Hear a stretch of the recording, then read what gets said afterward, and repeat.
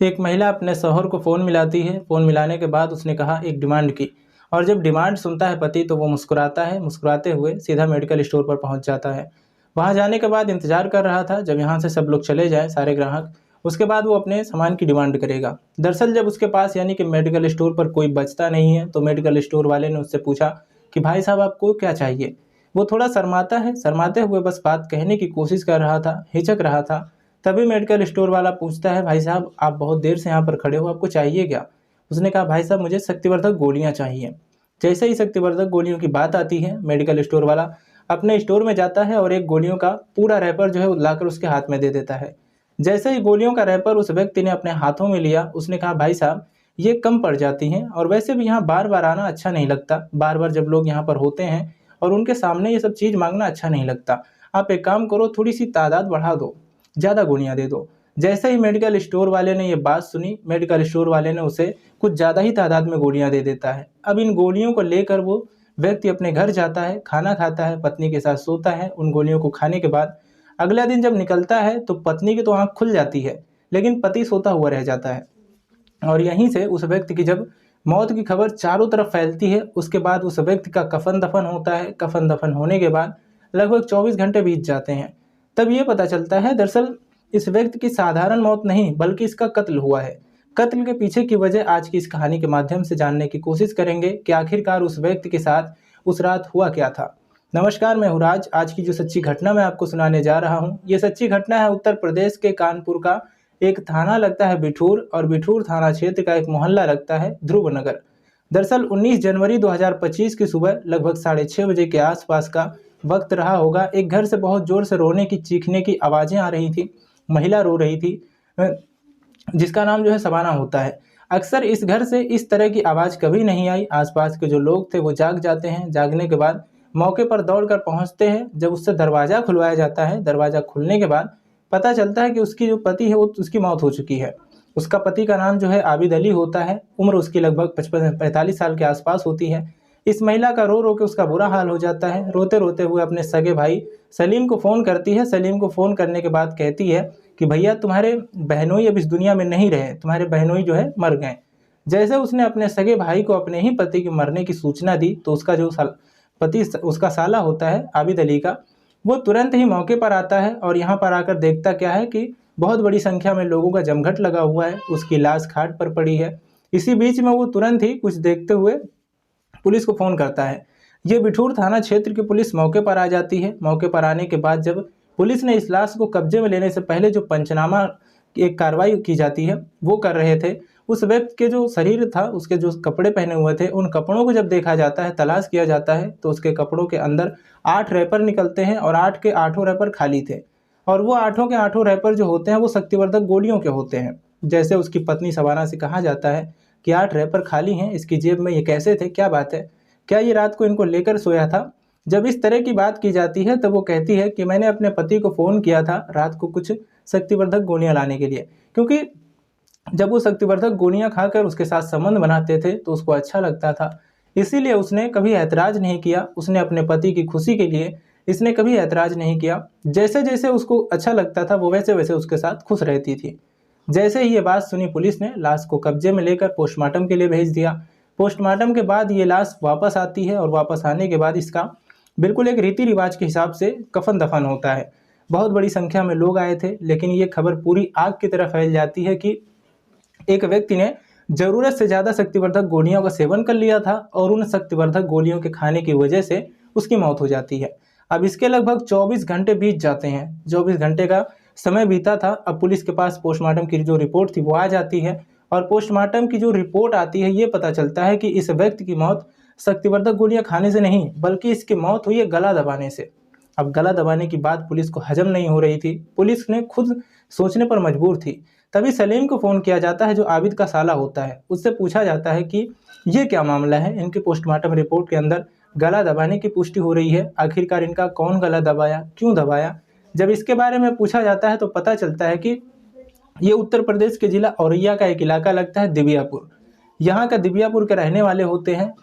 अब से लगभग 20 साल पहले इन्होंने अपने इस इलाके को दिबियापुर को छोड़ने के बाद ये सीधे कानपुर आ जाते हैं। कानपुर के बिठूर थाना क्षेत्र के मोहल्ला ध्रुव नगर में अपना मकान बनाते हैं। और यहीं रहने लगते हैं। उनकी जब शादी होती है तो इसकी बहन से होती है जिसका नाम शबाना होता है, और यहाँ आने के लगभग 3 साल के बाद इनका एक बेटा भी पैदा हो जाता है। उस बेटे की उम्र लगभग 17 साल के आसपास रही होगी। जब इस महिला से पूछा जाता है कि आखिरकार क्या वजह है, तो महिला कुछ सही बातें नहीं बताती। तभी पुलिस उसका मोबाइल अपने कब्जे में लेती है। साथ ही जो आबिद अली जो मर चुका था उसका भी मोबाइल कब्जे में लिया जाता है, और दोनों मोबाइलों का जो है सीटीआर निकलवाई जाती है। जो ये आबिद अली होता है उसका मोबाइल की तो कॉल डिटेल कोई खास सस्पेक्ट वाली बात नहीं पाई जाती, लेकिन शबाना का जो मोबाइल था उसमें वो एक लड़के से बहुत ज़्यादा बातें करती थी, और उस लड़के की उम्र लगभग उस महिला से 20 साल कम होती है, यानी कि 20 साल छोटा। अब सलीम से यानी कि साले साहब से ये पूछा जाता है कि रेहान उर्फ तालिब, जो कि उन्नाव के बांगरमऊ जो भगवंतपुर गोटेपाली का रहने वाला लड़का होता है, जिसका नाम रेहान उर्फ तालिब होता है, उम्र उसकी लगभग 20-22 साल के आसपास होती है। इससे तुम्हारा क्या रिलेशन है, क्या ताल्लुक है? क्या ये आबिद का रिश्तेदार है या फिर शबाना का रिश्तेदार है? ना ही वो आबिद का रिश्तेदार होता है, ना ही शबाना का रिश्तेदार होता है, लेकिन शबाना की और रेहान की बहुत ज़्यादा बातें होती थी अपने से लगभग 20 साल छोटे लड़के से। अब पुलिस ने जब इस बारे में पूछना शुरू किया, पुलिस ने उस लड़के को हिरासत में ले लिया, और हिरासत में लेने के बाद जब उससे पूछताछ करना शुरू करते हैं और शबाना से भी पूछताछ करना शुरू करते हैं, तो चौंकाने वाली बात सामने आती है। दरअसल साल 2024 की शुरुआत की ये बात है। शुरुआत में ही इस शबाना नाम की जो महिला होती है, जिसकी उम्र लगभग 42 साल के आसपास रही होगी, उसने अपना एक इंस्टाग्राम पर आईडी बनाया। इंस्टाग्राम पर आईडी बनाने के बाद जब वो 20 या 22 साल की उस रही होगी, उस वक्त की जो उसके पास फोटोग्राफ्स थे, वो बारी बारी से इंस्टाग्राम पर अपलोड कर दिया करती थी। और एक दिन ये रेहान उर्फ तालिब, जो कि दिल्ली में ऑटो चलाता था, ये इंस्टाग्राम के पन्ने पलटते पलटते कब उसके सामने शबाना की आईडी आ जाती है, और वो वहाँ रुक जाता है। उसके ही फोटो को लाइक करता था, कमेंट करना शुरू कर देता है, और एक दिन उसकी हिम्मत थोड़ी बढ़ जाती है। उसने एक मैसेज किया, और मैसेज करने के बाद इन दोनों के बीच बातचीत का सिलसिला शुरू हो जाता है, और एक दूसरे का नंबर ले लेते हैं, एक दूसरे से ही फ़ोन पर बहुत सारी बातें करने लगते हैं। और एक दिन ऐसा भी आता है कि जब शबाना का मन किया तो उसने रेहान से कहा कि आप मिलने आ सकते हो, मैं कानपुर के बिठूर क्षेत्र में रहती हूँ। जैसे ही ये बात उसने सुनी, उसने कहा तुम्हारा पति? उसने कहा मेरा पति मेलों में जाकर झूला लगाता है, वो कई कई दिन तक घर से बाहर रहता है। उसका जो बेटा है वो मामा के साथ रहता है, यानी कि सलीम के साथ रहता है। पति जब घर से बाहर रहता है तो तुम्हें आने में कोई एतराज़ नहीं है। यानी कि उससे मिलने के लिए इसके पास एक बेहतरीन मौका था। लेकिन रेहान ने शबाना को जब देखा तो जो फोटो में थे, फोटो से वो लगभग 20 साल बड़ी दिख रही थी।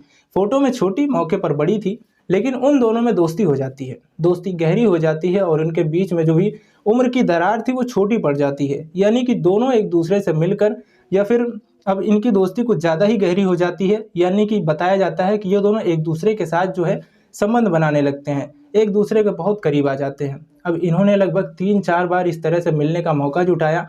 तभी शबाना ने अपने पति के बारे में बताया कि वो मुझे बहुत बुरी तरह से मारता है, पीटता है, मैं अलग रहना चाहती हूँ, लेकिन वो ज़बरदस्ती मुझे अपने साथ ही रखना चाहता है, और मेरा बेटा इसलिए अपने मामा के यहाँ रहता है, तो मैं अपने पति से छुटकारा चाहती हूँ। जब बात छुटकारा पाने की आती है तो रेहान से कहा जाता है कि तुम मेरी मदद नहीं कर सकते? तो रेहान कहता है कि ठीक है, मैं बात करता हूँ। रेहान का एक दोस्त होता है जिसका नाम होता है विकास। विकास बदायूं के ककराला गोविंदपुर धोबी मोहल्ले का रहने वाला होता है। साल 2019 और 20 में दिल्ली में रहकर विकास और रेहान दोनों ही ऑटो चलाया करते थे।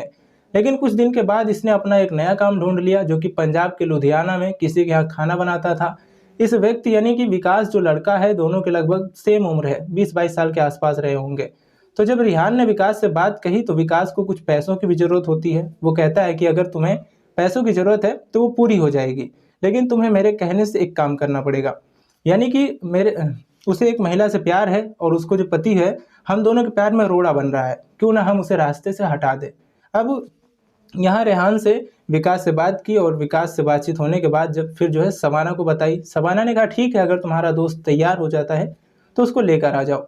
17 जनवरी 2025 को ये कानपुर पहुंच जाते हैं और घंटा घर के पास एक होटल में रुकते हैं। 18 जनवरी की सुबह की बात है, शबाना होटल में पहुंचती है और वो 20,000 रुपये लेके आई थी। 20,000 रुपये देखने के बाद उसको लगता है विकास को कि यहाँ से मेरे ऑटो खरीदने की जो ख्वाहिश है वो पूरी हो जाएगी, और इसके लिए वो बताती है कि तुम्हें अब आगे करना क्या है। जैसे जैसे रास्ता बताया था वैसे वैसे से वो मान जाते हैं दोनों। और रात यानी कि 18 और 19 जनवरी की रात लगभग 1 बजे के आसपास का वक्त रहा होगा। ये रेहान अपने दोस्त विकास के साथ पहुंचता है और जैसे ही दरवाजे को धक्का देता है, दरवाज़ा खुला हुआ था, यानी कि उन्हें कोई मशक्कत नहीं करनी पड़ती, मेहनत नहीं करनी पड़ी। वहाँ जाकर देखते हैं इसने अपने पति को पहले तो खूब सारी शराब पिलाई। शराब पिलाने के बाद उसे गोलियाँ भी दी। उसने कहा कि ठीक है, उसके बाद हम लोग अपने आपस में एक दूसरे के साथ रिलेशन बनाएंगे, यानी कि संबंध बनाएंगे। लेकिन शायद उसको इस तरह का मौका ही नहीं मिल पाया था। वो शराब पीने के बाद बेहोश हो जाता है। रात के 1 बजे के आसपास जब रेहान और विकास आते हैं तो ये शबाना उसके अंदर अचानक से कहाँ से पावर आ जाती है और ताकत आ जाती है। वो अपने ही पति के सीने पर बैठ जाती है। विकास गला दबाता है और ये दोनों मिलकर उसके हाथ और पैर दबा लेते हैं। लगभग 15 से 20 मिनट तक ये जिद्दोजहद उसके साथ की जाती है, यानी कि आबिद अली का गला दबाकर उसकी हत्या कर दी जाती है। इसके बाद आराम से इन्हें मौका मिलता है। ये रेहान और विकास यहाँ से चले जाते हैं। जाने के बाद जब दिन निकलता है तब शबाना ने नाटक करना शुरू कर दिया।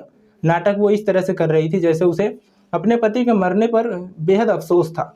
रोती रोती जब उसने अपने सगे भाई सलीम को फ़ोन किया, सलीम अब जब अपने भांजे यानी कि सलमान को लेकर मौके पर पहुंचता है तो अपनी बहन को रोते हुए देखकर उसे बड़ा आश्चर्य हो रहा था कि जिस घर में हमेशा लड़ाई झगड़े की आवाज़ आ रही थी, आखिरकार उसकी बहन इतना अच्छा मतलब ऐसा अपने पति के मरने का इतना अफसोस क्यों कर रही है। उसे शक होता है और तभी वो पुलिस को फ़ोन करता है, यानी कि सलीम फ़ोन करके पुलिस को मौके पर बुलाता है। और उसको पहले ही दिन से पहले ही वक्त से उसे लग रहा था कि कहीं ना कहीं उसकी बहन का कुछ ना कुछ झोल है। सलीम की तहरीर के आधार पर एफआईआर दर्ज होती है। पुलिस इन तीनों को यानी कि शबाना, रेहान और विकास, इन तीनों को गिरफ्तार करती है और 22 जनवरी 2025 को गिरफ्तार करने के बाद जेल भेज देती है। जब इस घटनाक्रम का खुलासा होता है, पुलिस जब मीडिया को ये बात बताती है, मीडिया के सामने जब पूरी कहानी आती है, तो सबसे पहले शक्तिवर्धक गोलियों की बात सामने आई थी। बाद में पता चलता है कि 20 साल छोटे प्रेमी के साथ मिलकर और प्रेमी ने दोस्त के साथ मिलकर इस महिला के पति की हत्या कर दी। फिलहाल ये जेल में है और अपने आगे कब तक जेल में रहेंगे सहज ही अंदाजा लगाया जा सकता है। इसमें एक नहीं 3 जिंदगियां पूरी तरह से बर्बाद हो चुकी हैं और एक बेटा है। हालांकि बेटा तो पहले भी अपने मामा के साथ रह रहा था, लेकिन वाकई उस व्यक्ति यानी कि सलीम की हिम्मत की दांत देनी पड़ेगी, तारीफ करनी पड़ेगी, क्योंकि उसने अपनी ही बहन के खिलाफ मुकदमा दर्ज कराया और उसको जेल भेजने में अहम भूमिका निभाई। दोस्तों, इस पूरे घटनाक्रम को सुनाने का उद्देश्य किसी को परेशान करना नहीं है, किसी का दिल दुखाना नहीं है, बल्कि आपको जागरूक करना है, आपको सचेत करना है। इस महिला को अगर अपने ही पति से अलग होना था तो अलग होने के बहुत सारे रास्ते थे। इस तरह से जो उसने कदम उठाया वो वाकई बहुत ही भयानक था। शायद आगे की ज़िंदगी सलाखों के पीछे गुजरेगी और जब सलाखों के पीछे अंधेरी काल कोठरी में रहेगी, शायद तब उसे जाकर एहसास होगा कि उसने क्या अपराध किया है।